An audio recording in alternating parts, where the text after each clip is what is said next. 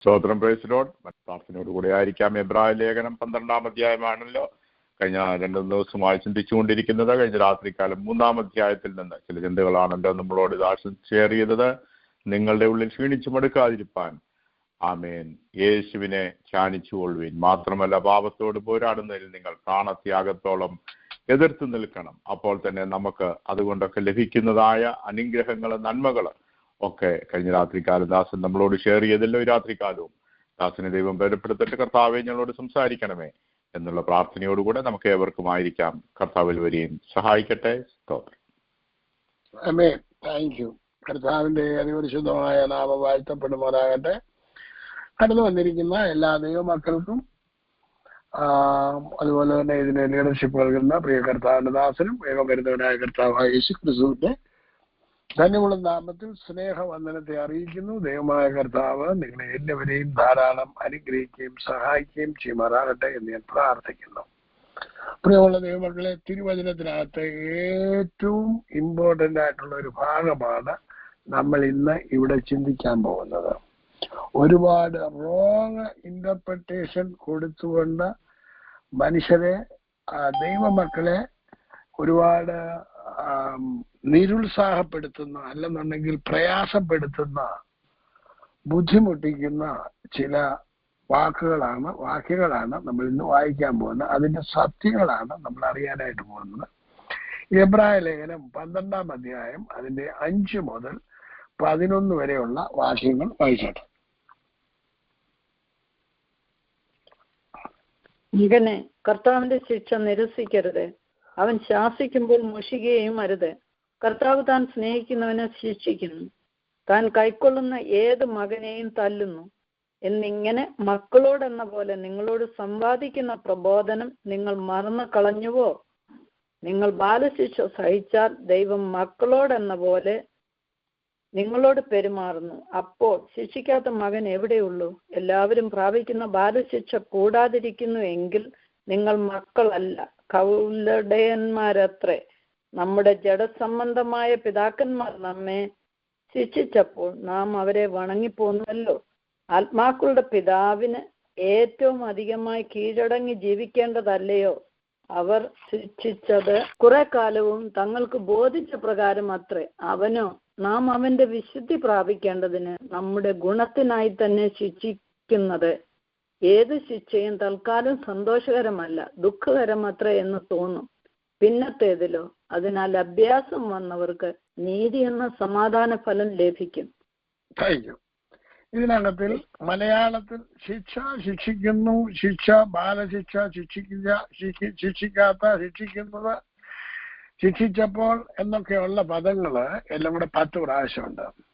നിങ്ങൾ ഇതിനെക്കുറിച്ചൊക്കെ ഒരുപാട് ഉപദേശിമാരും അതുപോലെ തന്നെ യാക്കോബായിലെ അച്ഛന്മാരും വല്ലതും പറഞ്ഞിട്ടുണ്ടോ ഇല്ലയോ എന്ന് എനിക്കറിയത്തില്ല. വേറെ വല്ലയിടത്തും പറഞ്ഞിട്ടുണ്ടോ എന്ന് എനിക്കറിയത്തില്ല.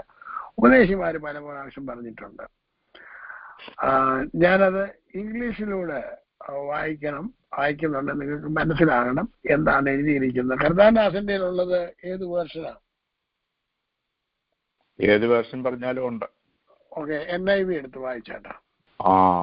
And you have completely forgotten this word of encouragement that addresses you as a father addresses his son. It says, "My son, do not make light of the Lord's discipline, and do not lose heart when he rebukes you. Because the Lord disciplines the one he loves, and he chastens everyone he accepts as his son. Endure hardship as discipline. God is treating you as his children. For what children are not disciplined by their father? If you are not disciplined, and everyone undergoes discipline, then you are not legitimate, not true sons and daughters at all. Moreover, we have all had human fathers who disciplined us, and we respected them for it. How much more should we submit to the Father of spirits and live? They disciplined us for a little while as they thought best, but God disciplines us for our good, in order that we may share in his holiness. No discipline seems pleasant at the time, but painful. Later on, However, it produces a harvest of righteousness and peace for those who have been trained by it. അത് revelation 3-ാം അധ്യായം 19 English വായിച്ചാണ്.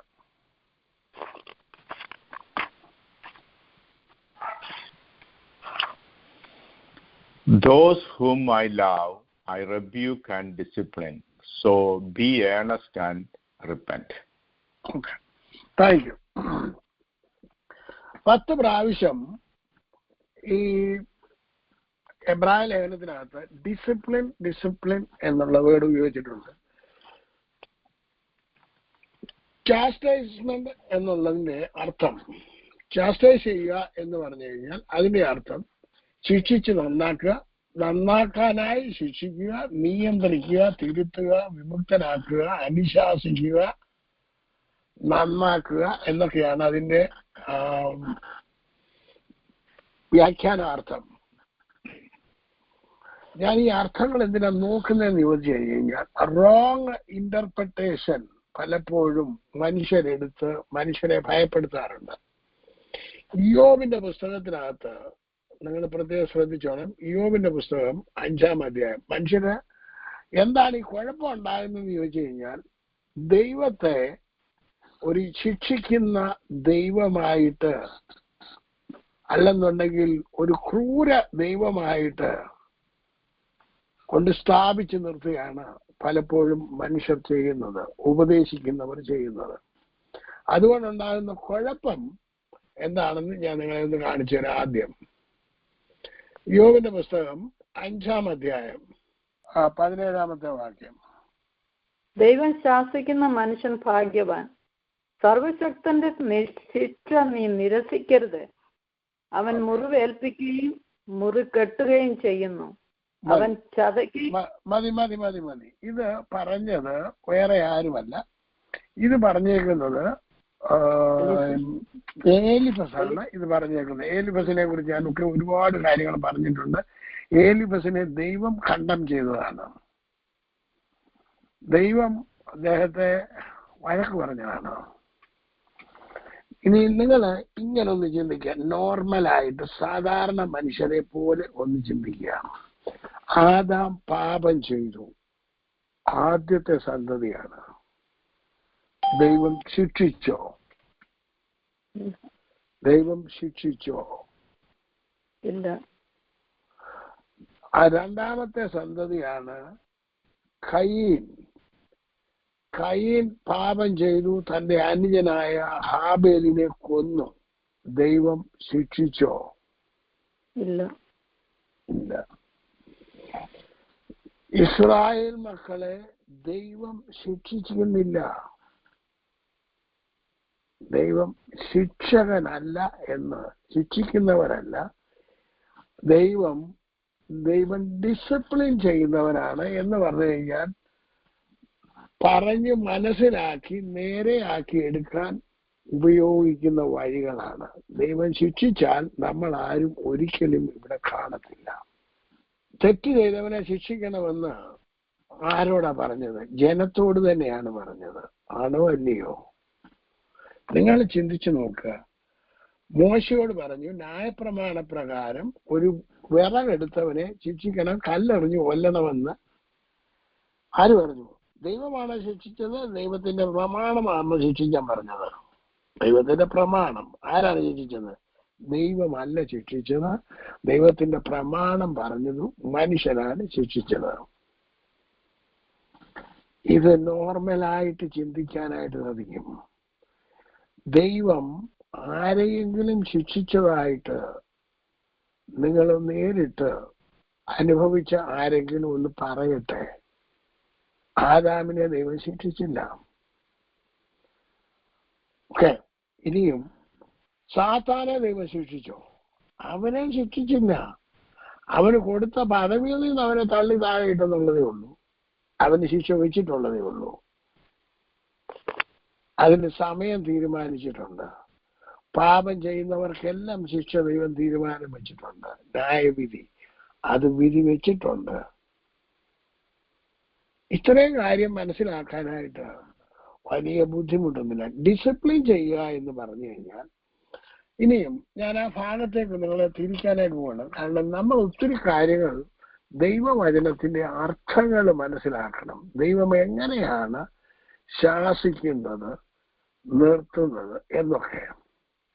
Israel മക്കളെ ദൈവം rebuke ചെയ്തു, അല്ലെന്നുണ്ടെങ്കിൽ ശാസിച്ചു, അല്ലെന്നുണ്ടെങ്കിൽ ദൈവം ഇവരെയൊക്കെ ചെയ്തത് എന്തിനു വേണ്ടിയാണെന്നറിയാമോ? നേരെ നടക്കുന്നതിന് വേണ്ടി, അവരെ ഉപദ്രവിക്കുന്നതല്ല. അവിടെ പ്രത്യേകിച്ച് പറയുന്നുണ്ട്, മക്കൾ അപ്പന്മാർ ശിക്ഷിക്കാത്ത മക്കൾ ഏതുണ്ട് എന്നുള്ളത്. നിങ്ങൾ ചിന്തിച്ചോണം. എൻ്റെ പാസ്റ്ററിന്റെ അമ്മായിയപ്പനൊരു പാസ്റ്റർ ഉണ്ടായിരുന്നു, അപ്പച്ചൻ എന്ന് പറയും.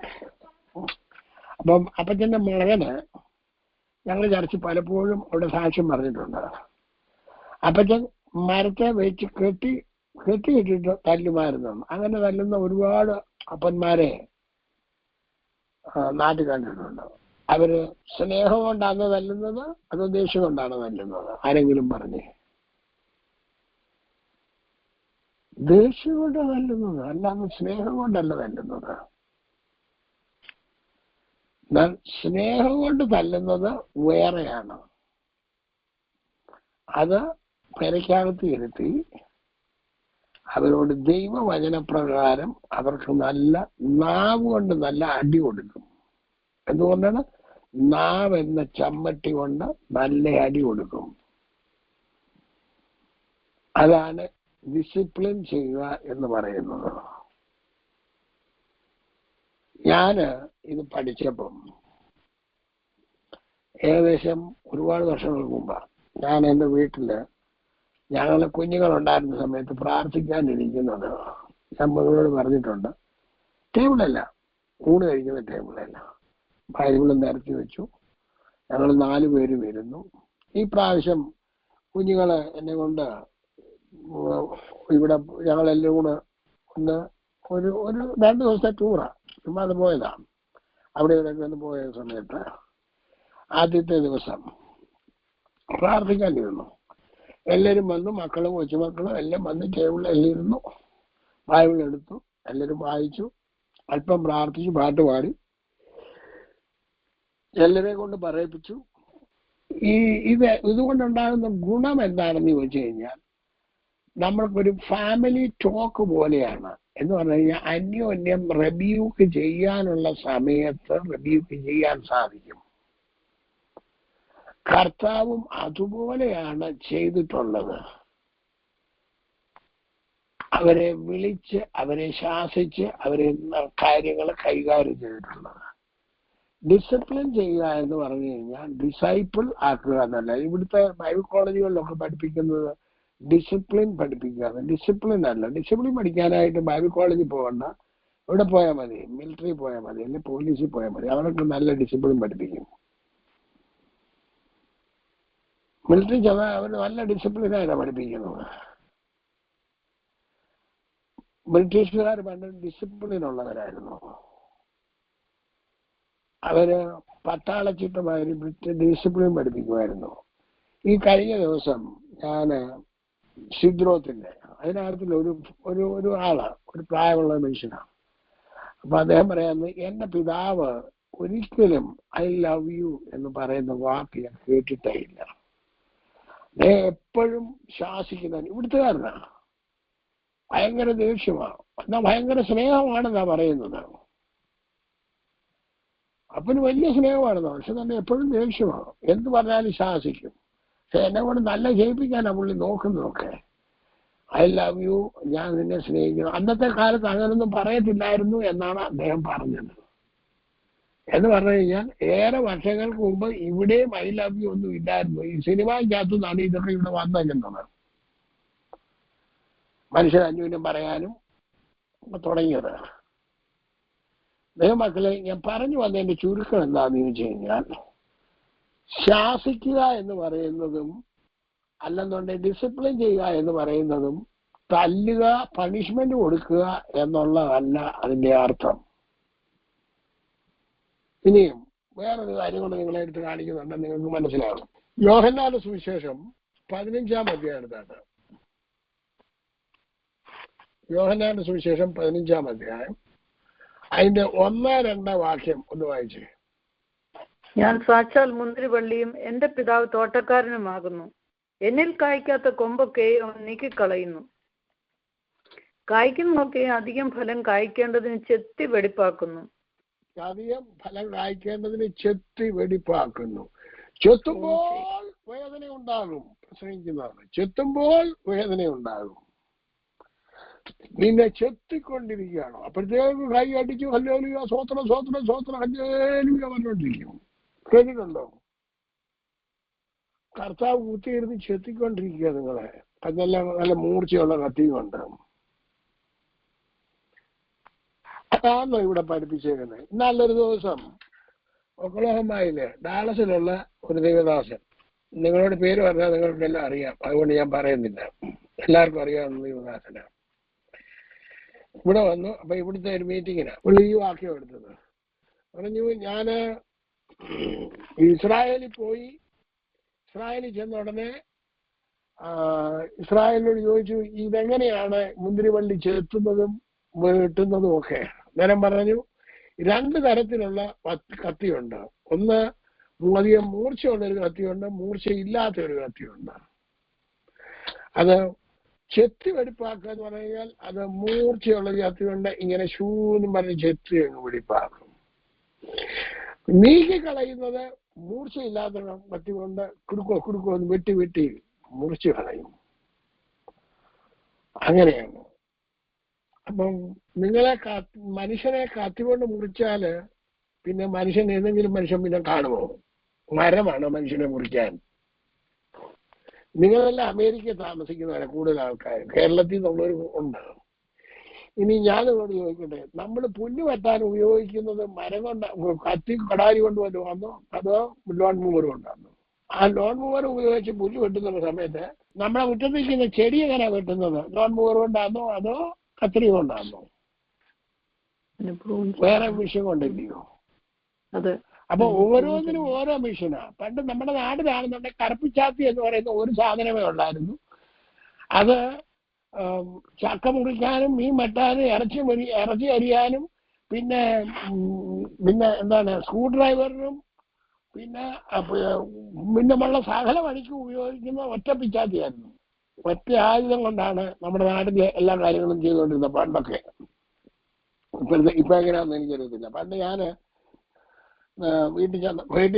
ഞാൻ ബോംബെ ജോലി ചെയ്തുകൊണ്ടിരുന്നപ്പോഴേ ഞാനന്ന് ചൈനീസ് ഷേഫായിരുന്നു. ഇപ്പോഴും ചൈനീസിന്റെ വലിയ പുഴുക്കാണ്. അപ്പം എൻ്റെ എപ്പോഴും ചൈനീസ് കത്തി, ഞാൻ ഉപയോഗിക്കുന്നത് ചൈനീസ് കത്തി തന്നെയാണ്. അപ്പൊ അവിടുന്ന് ബോംബെ ഞാൻ ഒരു നല്ല ചൈനീസ് കത്തി കൊണ്ടുവന്ന് വീട്ടിൽ കൊണ്ടു കൊടുത്തു. അത് മൂർച്ച കൂട്ടിക്കഴിഞ്ഞാൽ എന്നാൽ ഷേവ് ചെയ്യാൻ സാധിക്കുന്നതാണ്. പക്ഷെ അവരതുകൊണ്ട് എന്ത് ചെയ്യുന്നറിയാം, മടൽ വെട്ടി കീറാനും തേങ്ങ പൊതിക്കാനും ഒക്കെ ഉപയോഗിക്കുന്നത്. എന്താ ചെയ്യാനാ? ഇത് ഏറ്റവും ഷാർപ്പുള്ള കത്തി കൊണ്ടുവന്നിട്ട് ഉപയോഗിക്കാൻ അറിഞ്ഞുകൂടാന്നുണ്ടെങ്കിൽ എന്തെങ്കിലും ഉപയോഗിക്കും എന്ന് പറഞ്ഞ മാതിരിയല്ല കർത്താവ് ചെയ്യുന്നത്. മുന്തിരിവള്ളി എന്ന് പറയുന്ന സാധനം നിങ്ങൾ ഒരു സമ്മർ കഴിഞ്ഞ് വിന്ററായി കഴിയുമ്പോഴത്തേക്ക് മുന്തിരിവള്ളി എല്ലാം ഉണങ്ങി എല്ലാം പോകും. നമുക്ക് ഇവിടെ കാണാൻ പറ്റുന്നതാണ്. പിന്നെന്ത് ചെയ്യും? അത് ഉണങ്ങിയതിനെല്ലാം വെട്ടിച്ചെത്തി വെടിപ്പാക്കിയെങ്കിൽ അടുത്ത വർഷത്തേക്ക് പിന്നെന്ത് ചെയ്യത്തുള്ളൂ? പുതിയ ഇല വന്ന് അത് പുതിയതായിട്ട് കിളിർത്ത് വന്ന് അത് കായ്ക്കത്തുള്ളൂ. അതിനാണ് ചെത്തി വെടിപ്പാക്കുന്നു എന്ന് കർത്താവ് പറഞ്ഞത്. അടുത്ത വാക്യം വായിച്ചാട്ടെ. ഞാൻ നിങ്ങളോട് സംസാരിച്ച വചനം നിമിത്തം നിങ്ങൾ ഇപ്പോൾ ശുദ്ധിയുള്ളവരാകുന്നു. മനുഷ്യനെ ശുദ്ധിയുള്ളതാക്കുന്നത് എങ്ങനെയാ? കത്തി കൊണ്ടാണോ? ആണോ? പറഞ്ഞാട്ടെ. മനുഷ്യനെ ശുദ്ധമാക്കുന്നത് കത്തി കൊണ്ടാണോ? അല്ല. പിന്നെന്തുകൊണ്ടാ? ദൈവവചനം കൊണ്ടും. മനുഷ്യനെ നേരെയാക്കുന്നത് എന്തുകൊണ്ടാണ്? ഈ ഇവിടെ പോയി മദ്യപാന്മാരോടൊക്കെ ഇവിടെ പോയി സുവിശേഷം പറയുന്നത് അവരെ ശിക്ഷിച്ചാണോ നേരെയാക്കുന്നത്? വചനം പറഞ്ഞാണോ നേരെയാക്കുന്നത്? വചനം ഈ പോലീസുകാർ ശിക്ഷിച്ചിട്ടും ആരും നന്നാകുന്നില്ലല്ലോ, ഒരുത്തനും നന്നാകുന്നില്ല. നന്നാകാത്തവനെ നന്നാക്കിയെടുക്കാൻ ഉപയോഗിക്കുന്നത് എന്തുകൊണ്ടാണ്? സ്നേഹത്തിന്റെ വചനം പറഞ്ഞാണ്. ആണോ അല്ലയോ? ഒരു മനുഷ്യനെ നേരെയാക്കി എടുക്കുന്നത്, ഡിസിപ്ലിൻ ചെയ്യുന്നത് എങ്ങനെയാണ്? അവനെ വാക്കുകൊണ്ടാണ് അവനെ നേരെയാക്കുന്നത്. അതാണ് ഇതിനകത്തിൽ പറഞ്ഞിരിക്കുന്നത്. മനുഷ്യനെ ഭയപ്പെടുത്തി നിർത്തുന്നത്. എന്നാൽ മക്കള് അപ്പന്മാര്, ഇപ്പം എന്റെ മോൻ ഇപ്പൊ 35 വയസ്സുണ്ട്, അവനെ അടിക്കാൻ ചെന്ന് കഴിഞ്ഞാൽ ഞാൻ അടി വാങ്ങത്തേ ഉള്ളൂ. അവനെ അടിക്കാൻ പറ്റുമോ? ഇപ്പം പറ്റത്തില്ലല്ലോ. അവനെ അടിക്കേണ്ട കാലം ഉണ്ടായിരുന്നു. എന്നാണ് അവൻ തിരിച്ചടിക്കാത്ത കൊച്ചു കാലത്ത്. ആ സമയത്ത് നമുക്ക് അടിക്കാൻ പറ്റുള്ളൂ. പക്ഷെ അവൻ അന്ന് അടയ്ക്കായിരിക്കുമ്പോൾ മാത്രമേ അടയ്ക്കാൻ പറ്റത്തുള്ളൂ. മരമായാൽ പിന്നെ നേരെയാക്കാൻ പറ്റുമോ? ഇല്ലല്ലോ. അപ്പൊ അന്നത്തെ ശിക്ഷ എന്ന് പറയുന്ന കാര്യങ്ങൾ ഇവിടെ പറഞ്ഞിരിക്കുന്ന അന്ന്. ഇപ്പൊ എന്റെ പൊടിക്കുഞ്ഞുങ്ങൾ അവരെ 4 പേരെയും ഇവരെ ഈ പിള്ളേർ പഠിപ്പിക്കുന്നത് വടി കൊണ്ടല്ല പഠിപ്പിക്കുന്നത്. അവര് നേരെയാക്കി എടുക്കുന്നത് വടി കൊണ്ടേ അല്ല. ഞാൻ പറഞ്ഞ ഒരു ദിവസം ഒരു വടി കൊടുത്തു. അത് വടി വേണ്ട, ഞങ്ങൾക്ക് വടി വേണ്ട, പക്ഷെ ഞങ്ങൾ നേരെയാക്കി എടുക്കുന്നുണ്ട്. അവര് പറഞ്ഞ് നേരെയാക്കും, ഡിസിപ്ലിൻ ചെയ്യും. ഇന്ന് നമ്മുടെ സ്കൂളുകളിലൊന്നും എന്ത് ചെയ്യില്ല, വടി ഉപയോഗിക്കാൻ പാടില്ല, നാട്ടിലും ഉപയോഗിക്കാൻ പാടില്ല. കാരണം ശിക്ഷിക്കുന്നവരെ അവര് ശിക്ഷിക്കുകയല്ലായിരുന്നു, നല്ല പേർക്ക് കൊടുക്കുകയായിരുന്നു. അവരുടെ ദേഷ്യം മുഴുവൻ തീർക്കുന്ന കുഞ്ഞുങ്ങളോടായിരുന്നു. അങ്ങനെയല്ല ശിക്ഷിക്കുന്നത്. അവർക്ക് നോക്കണം. എവിടെ നോക്കണമെന്നറിയോ? ഹൃദയത്തിൽ നൊമ്പലമുണ്ടാകണം. എങ്കിലേ അവർക്ക് നേരെയാകത്തുള്ളൂ. എന്നാൽ പ്രായമായവരെ ഹൃദയത്തിൽ നോവിക്കാൻ പാടില്ല. പിന്നെങ്ങനെയാണ് അവനെ നേരെയാക്കേണ്ടത്? തിരുവചനത്തിലൂടെയാണ്. എങ്ങനെയാ കർത്താവ് ശിക്ഷിച്ചിട്ടുള്ളത്?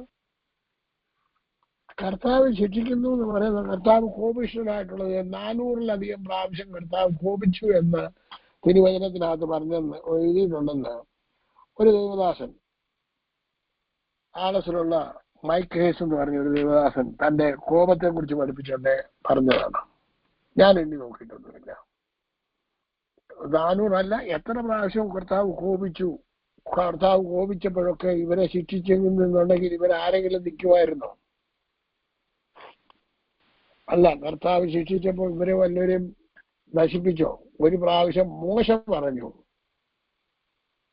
അവരെ ഈ ലോകത്തിൽ ഒരിക്കലും സംഭവിച്ചിട്ടില്ലാത്തതൊന്ന് സംഭവിക്കട്ടെ എന്ന് പറഞ്ഞപ്പോൾ ഭൂമി വായ പിളർന്ന് അവരെ വിഴുങ്ങിക്കളഞ്ഞു.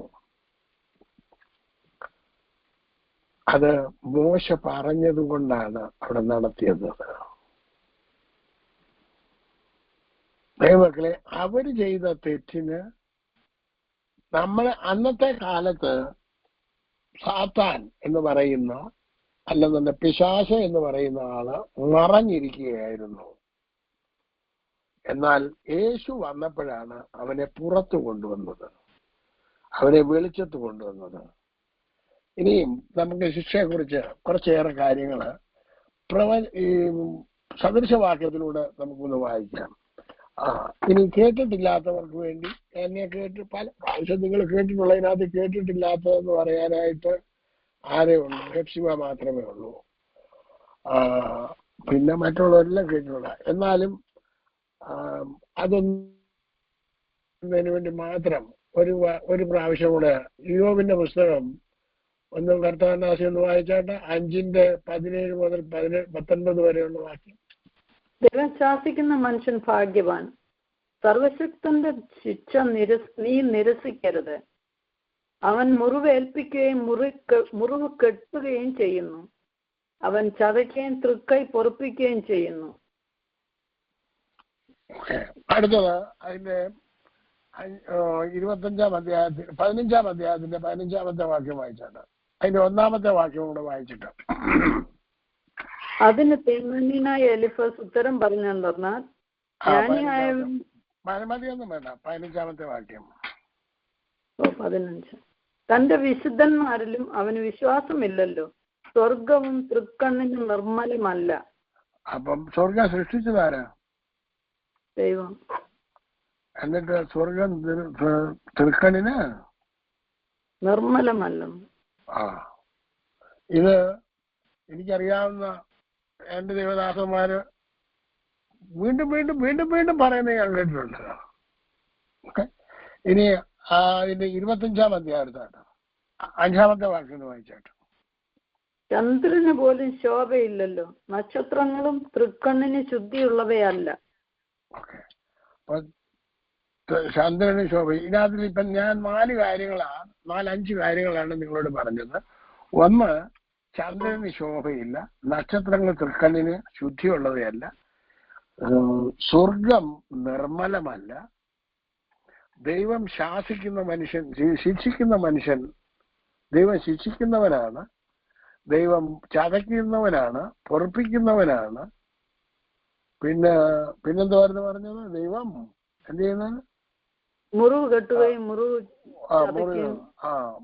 അങ്ങനെയാണ് ഇതെല്ലാം പറഞ്ഞത്. ഇവരൊക്കെയാ പറഞ്ഞത്. ഇവരെ പറ്റി ദൈവം എന്താ പറഞ്ഞത് നമുക്ക് നോക്കാം. 42-ാം അധ്യായത്തിന്റെ 7-ാമത്തെ വാക്യം. യഹോവ ഈ വചനങ്ങളെ ഇയ്യോബിനോട് അരുളി ചെയ്ത ശേഷം യഹോവ തേമാന്യനായ എലിഫസിനോട് അരുളി ചെയ്തത്, നിന്നോടും നിന്റെ 2 സ്നേഹിതന്മാരോടും എനിക്ക് കോപം ജ്വലിച്ചിരിക്കുന്നു. എന്റെ ദാസനായ ഇയ്യോബിനെ പോലെ നിങ്ങൾ എന്നെക്കുറിച്ച് വിഹിതമായത് സംസാരിച്ചിട്ടില്ല. എന്ന് പറഞ്ഞാൽ എന്നെ കുറിച്ച് നല്ലതൊന്നും നീ സംസാരിച്ചില്ല, പറഞ്ഞിട്ടില്ല.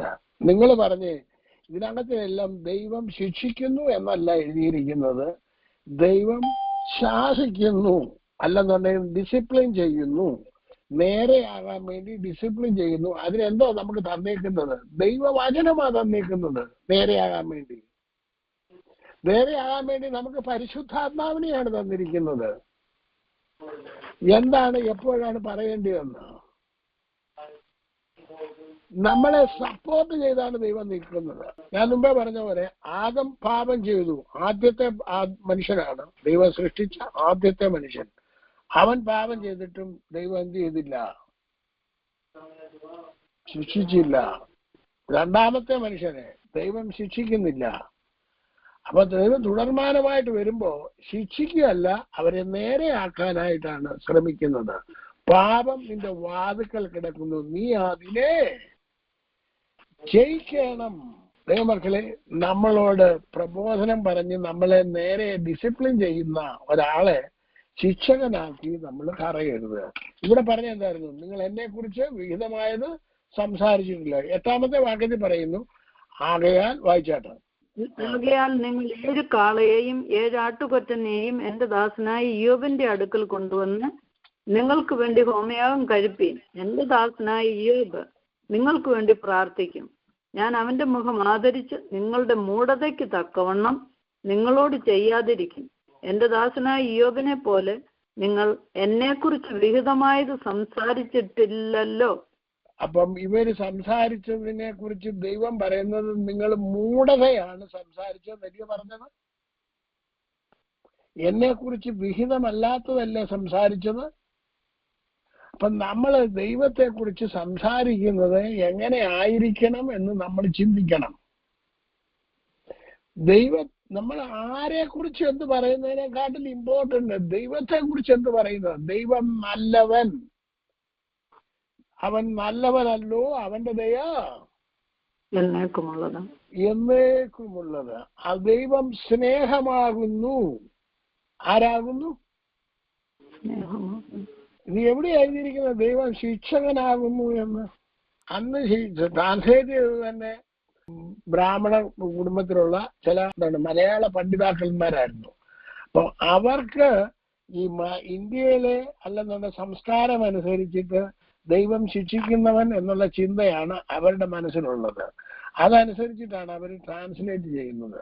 ദൈവം സ്നേഹത്തിന്റെ ഉറവിടമാണ്, ദൈവം സ്നേഹമാണ്. ദൈവം സ്നേഹത്തോടെയാണ് എല്ലാ കാര്യങ്ങളും കൈകാര്യം ചെയ്തിട്ടുണ്ടെന്ന്, പ്രത്യേകിച്ച് താൻ ഉണ്ടാക്കിയ, തന്റെ സാദൃശ്യത്തിലും സ്വരൂപത്തിലും ഉണ്ടാക്കിയ മനുഷ്യന് വേണ്ടി താൻ തന്നെ ജീവനെ കൊടുത്തവൻ ശിക്ഷിക്കാനല്ല, പിന്നെയോ അവനെ രക്ഷിക്കാനാണ് കർത്താവ് ഈ ഭൂമിയിലേക്ക് വന്നത്. അവനെ നേരെയാക്കുന്നതിന് വേണ്ടിയാണ് കർത്താവ് വന്നത്, അവനെ ശിക്ഷിക്കാനല്ല. ഇത്രയും കാര്യം മനസ്സിലായെങ്കിൽ മാത്രമേ അത് വായിക്കുന്നുണ്ടേ മനസ്സിലാകത്തുള്ളൂ. ഇനി ഞാൻ വായിക്കാം, എന്നിട്ട് ചോദിച്ചോണം. മകനെ, കർത്താവിന്റെ ശിക്ഷ നിരസിക്കരുത് എന്നുള്ളിടത്ത് കർത്താവ് ശിക്ഷിക്കുകയല്ല എന്ന് ചിന്തിച്ചു കൊള്ളണം. അവൻ ശാസിക്കുമ്പോൾ മുഷിയരുത്. അതെപ്പോഴാണ് ശാസിക്കുന്നത്? ദൈവവചനം കേൾക്കുന്നുണ്ടെങ്കിൽ നമ്മുടെ ഹൃദയത്തിൽ കുത്തുകൊള്ളുമ്പോഴാണ് ശാസനയായിട്ട് മാറുന്നത്. കർത്താവ് താൻ സ്നേഹിക്കുന്നവരെ ശിക്ഷിക്കുന്നുവെന്നല്ല, കർത്താവ് അവരോട് പറയേണ്ട കാര്യങ്ങൾ തക്ക സമയത്ത് പറഞ്ഞുകൊടുത്ത് അവരെ നേരെയാക്കുന്നു, ഡിസിപ്ലിൻ ചെയ്യുന്നു. താൻ കൈക്കൊള്ളുന്ന ഏത് മകനെയും തല്ലുന്നു എന്നല്ല നമ്മൾ വായിക്കുന്നത്. തല്ലുന്നില്ല കർത്താവ്. തല്ലിയ ഒരൊറ്റ മഞ്ഞം പോലും ജീവനോട് കാണത്തില്ല. സദൃശവാക്യത്തിലേക്ക് ഞാൻ വരാൻ പോകുന്നു, നമുക്ക് സമയമില്ലാത്തതുകൊണ്ട് ഞാൻ പെട്ടെന്ന് അങ്ങ് വായിച്ചു പോകുന്നു. 13-ാം അധ്യായത്തിന്റെ 24-ാമത്തെ, വടി ഉപയോഗിക്കാത്തവൻ തന്റെ മകനെ പഴിക്കുന്നു, അവനെ സ്നേഹിക്കുന്നവനോ അവനെ ചെറുപ്പത്തിലെ അവനെ ശിക്ഷിക്കുന്നു എന്ന് പറഞ്ഞു കഴിഞ്ഞാൽ, ചെറുപ്പത്തിലെ കുഞ്ഞുങ്ങളെ ശിക്ഷിക്കേണ്ട ചുമതലയുണ്ട് നമുക്ക്. ഇന്നലെ കഴിഞ്ഞ ഉദാഹരണം ഞാൻ നിങ്ങളോട് പറയാം. ഞാനിവിടെ എൻ്റെ കൃഷി ചെയ്യുന്നതിനകത്ത് ചട്ടിക്കകത്ത് ഒരു ചെറിയ മരം പോലെ ഒരു സാധനം കിളുത്ത് വന്നു. മരമാണെന്ന് എനിക്ക് നല്ലോണം അറിയാം. ഞാൻ അതിനെ എടുത്തിട്ട് വെളിയിൽ ഒരു തറയിലോട്ട് കൊണ്ട് നട്ടു. അത് ഇച്ചിരി വലുതാകുന്നുണ്ട്. അതിൻ്റെ ഇല വെട്ടിയെടുക്കാനുള്ള ചിന്തയിലാണ് വെച്ചത്. പക്ഷെ തന്നെ അത് അഴുക്കാണെന്നും എനിക്കറിയാമായിരുന്നു. പക്ഷെ അത് ഇച്ചിരി വലുതായതിനെ ഷേർലി അത് വെട്ടാൻ സമ്മതിക്കത്തില്ല. അതുകൊണ്ട് ഞാൻ എന്ത് ചെയ്തു, ഇന്നലെ അവൾ ഇവിടെ ഇല്ലാതിരുന്ന അവസരത്തിൽ ഞാൻ അതിൻ്റെ ഇല മുഴുവൻ കൂടി കൃഷിക്ക് ഇട്ട് കൊടുത്തു. എന്നിട്ട് അവനെ കുറച്ച് ഇലയായിട്ട് അവിടെ നിർത്തി. ഇനി അടുത്ത വർഷത്തേക്ക് ഞാൻ അതിനെ വെട്ടിയെടുത്ത് ദൂരെ കളയും. കാരണം എന്താണെന്നറിയാമോ, അത് എനിക്ക് ദോഷം ചെയ്യും. അത് ഞാനന്ന് പിഴുത് കളയേണ്ട ജോലിയായിരുന്നു. അത് നിസാരമായിട്ട് 2 വിരൽ കൊണ്ട് പിടിച്ച് എടുത്ത് കളയാനുള്ളതിന് ഞാൻ അവിടെ കൊണ്ടുവന്ന് നട്ടത് കാരണം അതെന്ത് ചെയ്തു, അത് പ്രശ്നമായിട്ട് മാറി. അപ്പൊ ചെറുപ്പത്തില് നേരെയാക്കേണ്ടത് നേരെയാക്കിയില്ല എന്നുണ്ടെന്നുണ്ടെങ്കിൽ അത് പിന്നെ നമുക്കത് പ്രശ്നമായിട്ട് മാറും. അതുകൊണ്ടാണ് കുഞ്ഞുങ്ങളെ ശിക്ഷിക്കുക എന്ന് പറയുന്നത്, അല്ലെ ശാസിക്കുക എന്ന് പറയുന്നതിന്റെ ഇമ്പോർട്ടൻസിനെ കുറിച്ച് പറഞ്ഞിരിക്കുന്നുണ്ട്. അത് അപ്പൻ ഇഷ്ടപുത്രനോട് ചെയ്യുന്നത് പോലെ യഹോവ താൻ സ്നേഹിക്കുന്നവരെ ശിക്ഷിക്കുന്നു. ദൈവം എവിടെയാ ശിക്ഷിച്ചത്? മോശയോട് പറഞ്ഞു നീ ഇനി എന്ത് ചെയ്യരുത്.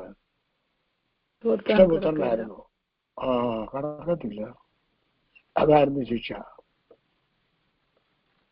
അപ്പൊ നമുക്ക് കിട്ടാൻ പോകുന്ന ശിക്ഷ എന്താണ്? കർത്താവ് പറഞ്ഞ അനുസരിച്ചില്ലെന്നുണ്ടെങ്കിൽ നമുക്കും ശിക്ഷയുണ്ട്. ആ ശിക്ഷ എന്താണ്?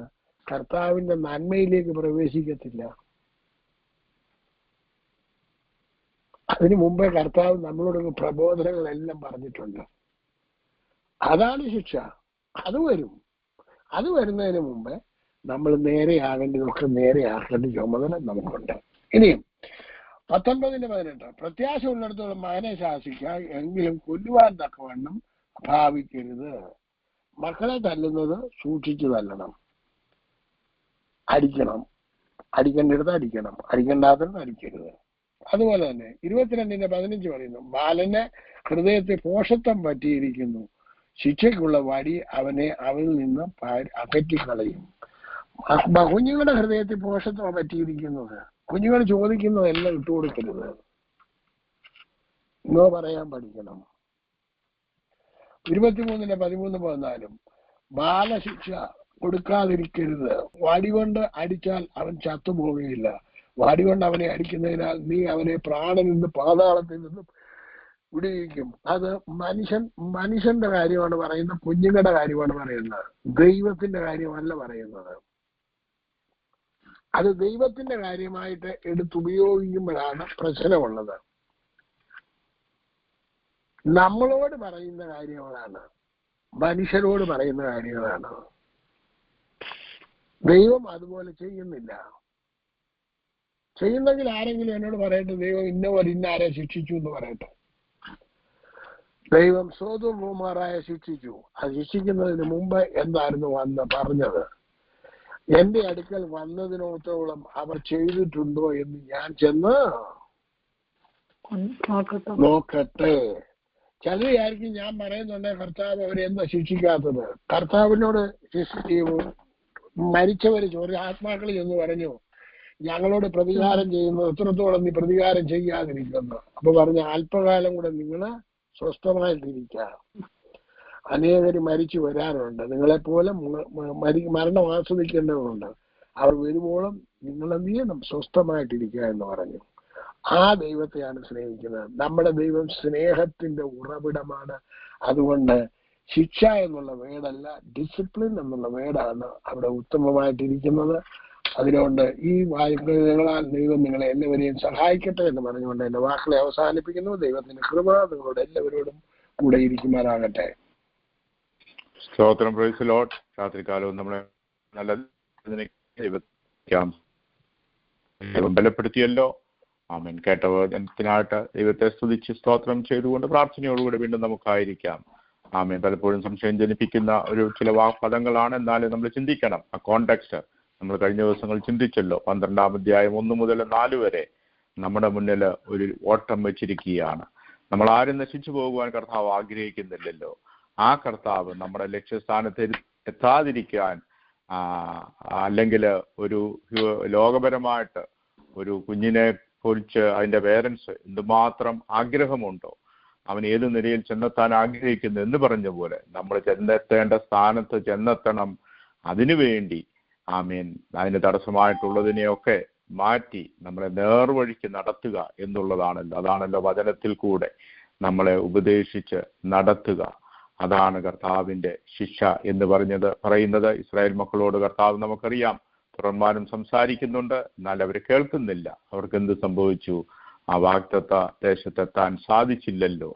അതാണല്ലോ എന്ന് പറഞ്ഞതുപോലെ നമ്മൾ ആ ലക്ഷ്യസ്ഥാനത്തെത്തണം. അതാണ് കർത്താവിന്റെ ആഗ്രഹം. പഴയ നിയമത്തിലാണെങ്കിലും പുതിയ നിയമത്തിലാണെങ്കിലും കർത്താവ് എല്ലാവരെയും സ്നേഹിക്കുന്നു. ആരും നശിച്ചു പോകുവാൻ കർത്താവ് ആഗ്രഹിക്കുന്നില്ല. ബാലശിക്ഷ ഒരുപക്ഷെ അത് വാക്ക് തന്നെയായിരിക്കും നല്ലത്. നമ്മളെ ഡിസിപ്ലിൻ ചെയ്ത് നടത്തുക എന്നുള്ളത് ഒരു പിതാവിന്റെ ഉത്തരവാദിത്വമാണല്ലോ, കർത്താവിന്റെ ഉത്തരവാദിത്വമാണല്ലോ. നമുക്ക് ആ ഡിസിപ്ലിന് കീഴടങ്ങാം. ആമേൻ. നമ്മളെ എത്തേണ്ട സ്ഥാനത്ത് എത്തിപ്പാൻ അവൻ വിശ്വസ്തനാണല്ലോ. ആ വിശ്വാസത്തിന്റെ ഓട്ടം നമുക്ക് സ്ഥിരമായിട്ട് ഈ ദിവസങ്ങളിൽ ഓടാം. അതിനായിട്ട് കർത്താവ് എല്ലാവരെയും സഹായിക്കട്ടെ. ആമേൻ. കേട്ട വചനത്തിന്റെ അടിസ്ഥാനത്തിൽ നമ്മളെ തന്നെ താഴ്ത്തി സമർപ്പിച്ചുകൊണ്ട് വീണ്ടും പ്രാർത്ഥനയോടുകൂടി ആയിരിക്കാം. കർത്താവ് എല്ലാവരെയും സഹായിക്കട്ടെ.